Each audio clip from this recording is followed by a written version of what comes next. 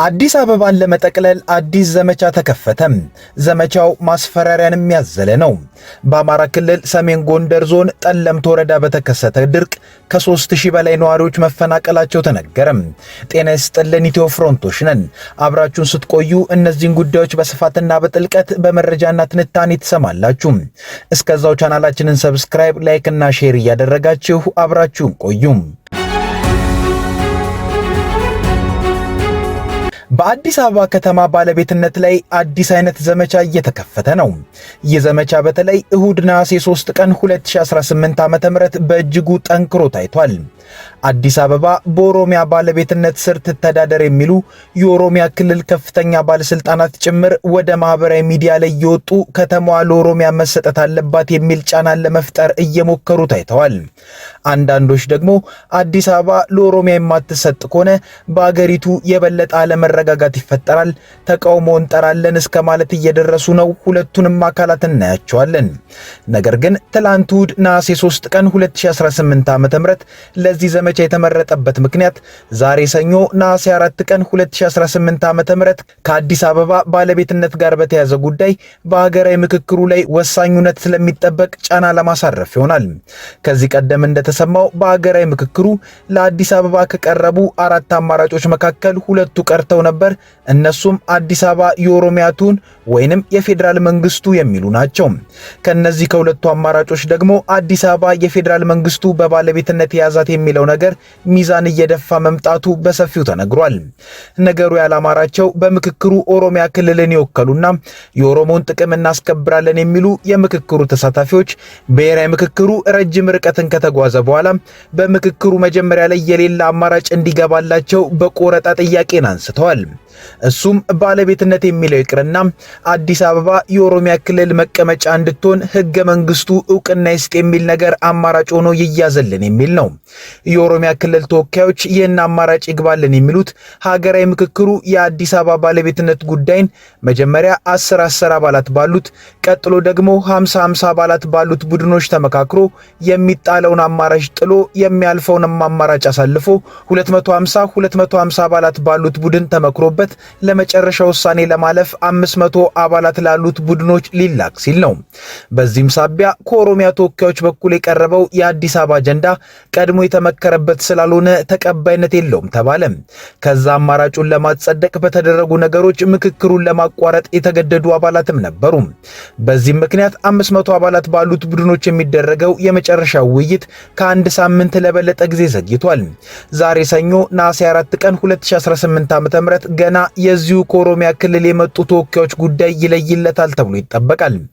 ነገሮች በዚህ ዕለት ዋዜማ ላይ ያሉም ነው በአዲስ አበባ ባለቤትነት ጉዳይ ላይ አዲስ ዘመቻ የተጀመረው።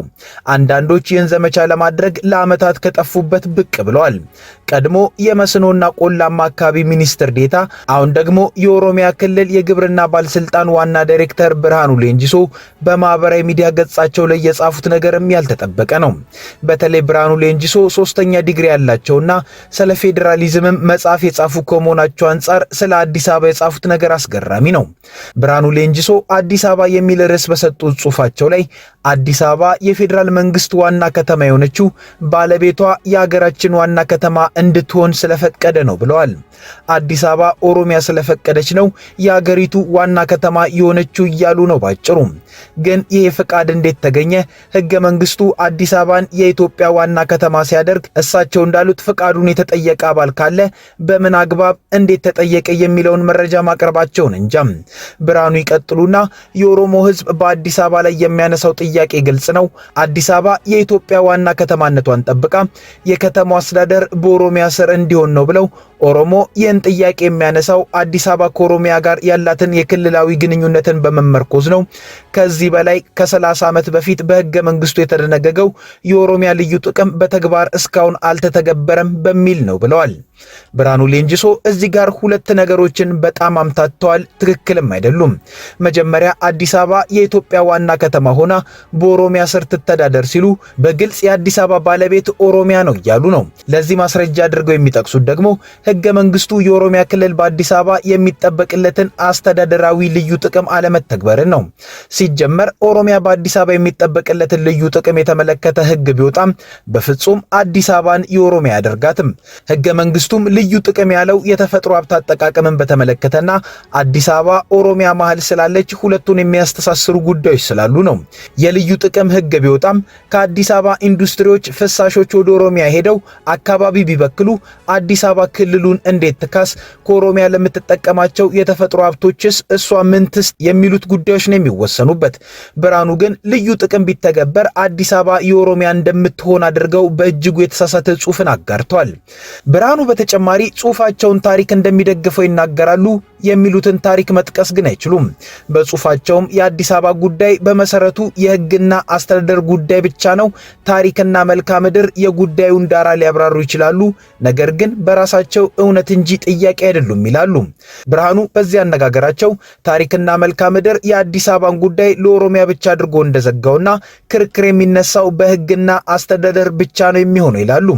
ብርሃኑ ታሪክን የት ድረስ እንደሚረዱት እንጂ አዲስ አበባ የበርካታ ማንነቶች ከተማ እንደሆነችም በርካታ ታሪካዊ መረጃን አጣቅሰው የተጻፉ መጽሐፎችም ማስረጃዎችም አሉ። በሌላ በኩል ደረጀ ገረፋ የተባለው አክቲቪስት ደግሞ ከበርካታ ጊዜያት በኋላ ትላንት እሑድ ብቅ ብሏል።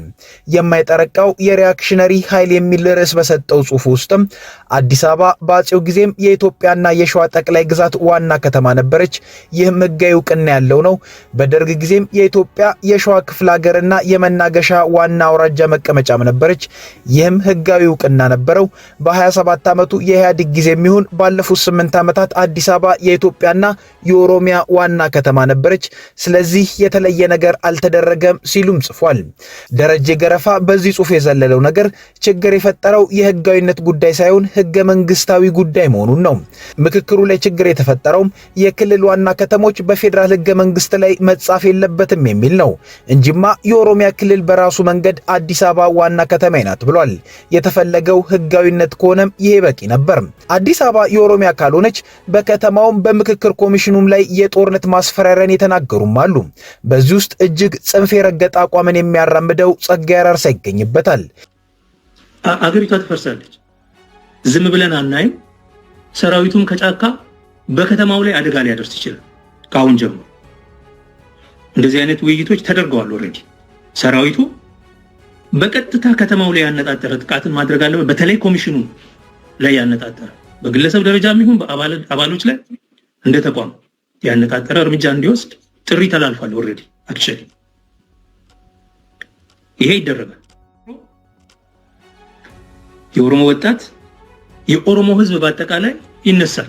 የኦሮሞ ፖለቲካ መሪዎች፣ የሲቪል ፖለቲካ የሚያራምዱት ማለት ነው፣ የኦሮሞ ልሂቃን፣ የኦሮሞ አክቲቪስቶች፣ የኦሮሞ ምሁራን ለህዝቡ ታላቅ ጥሪ እያስተላልፉ ነው። ከባድ ነውጥ ከኦሮሚያ ይጠብቃቸዋል። ኢንፋክት የኦሮሚያ ክልል መንግስት ራሱ ዝም ብሎ የሚያየው ጉዳይ አይደለም። የኦሮሚያ ክልል መንግስት የሽመልስ አብዲሳ መንግስት ዝም ብሎ የሚያየው ጉዳይ አይደለም። የአዲስ አበባ ጉዳይ በእነዚሁ ዝግቦች ታጅቦ የሀገራዊ ምክክሩ ዋነኛ ማጠንጠኛም ሆኗል። የዓለም ጤና ድርጅት ዋና ዳይሬክተር ዶክተር ቴዎድሮስ አድሃኖም የኢትዮጵያ መንግስትና ክልላዊ መሪዎች በአገሪቱ ላሉት ግጭቶች በንግግር ፖለቲካዊ መፍትሄ እንዲፈልጉ ጥሪ አቀረቡ። የቀድሞው የጤናና የውጭ ጉዳይ ሚኒስትር የነበሩት ዶክተር ቴዎድሮስ አድሃኖም በአገሪቱ የተለያዩ ክልሎች ውስጥ እየተካሄዱ ያሉ ግጭቶች በዜጎች ላይ መከራ እያመጡ መሆናቸውን በመጥቀስ ፖለቲካዊ መፍትሄ እንዲፈለግላቸው ጠይቀዋል። ዶክተር ቴዎድሮስ በይፋ የማህበራዊ ሚዲያ ገጻቸው ላይ ባሰፈሩ ጽሑፍ በአማራ፣ በኦሮሚያ የሚካሄዱ ግጭቶች መቀጠላቸውን፣ በአፋርና በቤኒሻንጉል ጉሙዝ ክልሎች ግጭቶች እንዳሉም አመልክተዋል። ለ3 ዓመታት እየተካሄደ ያለው የአማራ ክልል ግጭት የበርካቶችን ሕይወት ቀጥፏል፣ ኦሮሚያም እየደማች ነው በማለት በሁለቱ ክልሎች እየተካሄደ ያለው ግጭት እያስከፈለ ያለውን ዋጋ ጠቅሰዋል። ትግራይ ወደ ግልጽ ውጊያ ለመግባት እየተንሸራተተች ነው፣ አፋርም ወደዚያው ተስቧል፣ ቤኒሻንጉል ጉሙዝ በግጭት ውስጥ ነው ያሉት ዶክተር ቴዎድሮስ የአገሪቱ ዋና ዋና ክልሎች በግጭት ውስጥና ወደ ግጭት በሚያመራ አቅጣጫ ላይ መሆናቸውን ገልጸዋል። የዓለም ጤና ድርጅት ዋና ዳይሬክተሩ በኢትዮጵያ ውስጥ ያለው የግጭት ሁኔታ እንዳሳሰባቸው የገለጹበትን ይህን መልእክታቸውን ያጋሩት በፌዴራል መንግስቱና በህወሓት መሪዎች መካከል ጦርነት ሊቀሰቀስ ይችላል የሚል ስጋት ባየለበት ወቅት ነው።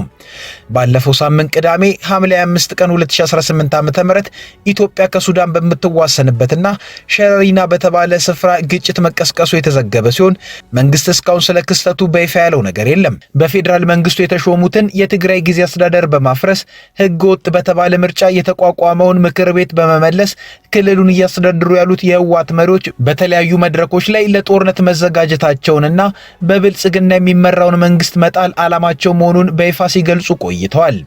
የፌዴራል መንግስቱም የህወሓት መሪዎችን ከሀገሪቱ ጠላቶች ጋር በመተባበር ለጦርነት እየተዘጋጁ መሆናቸውን በመግለጽ በመገናኛ ብዙሃኑ አማካኝነት ተከታታይ ዘመቻዎችን እያካሄደ ነው።